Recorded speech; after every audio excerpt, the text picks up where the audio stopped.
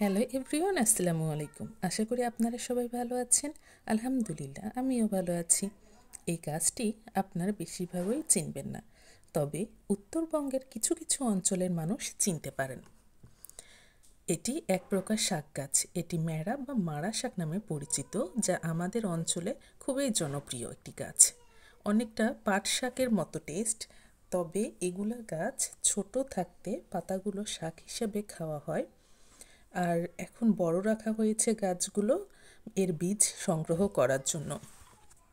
আমাদের এলাকায় খুবই পরিচিত এই শাকটি থাকা সত্ত্বেও আমি কখনো এর বীজ দেখিনি, ফার্স্ট টাইম আর এর বীজ দেখলাম।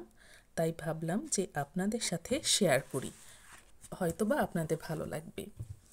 আর আপনাদেরও এরকম অঞ্চলের বিভিন্ন ধরনের জিনিস রয়েছে যেগুলো আমাদের সাথে আপনারা ভিডিওর মাধ্যমে শেয়ার করতে পারেন। ইনশাল্লাহ সবার খুব ভালো লাগবে। অসংখ্য ধন্যবাদ।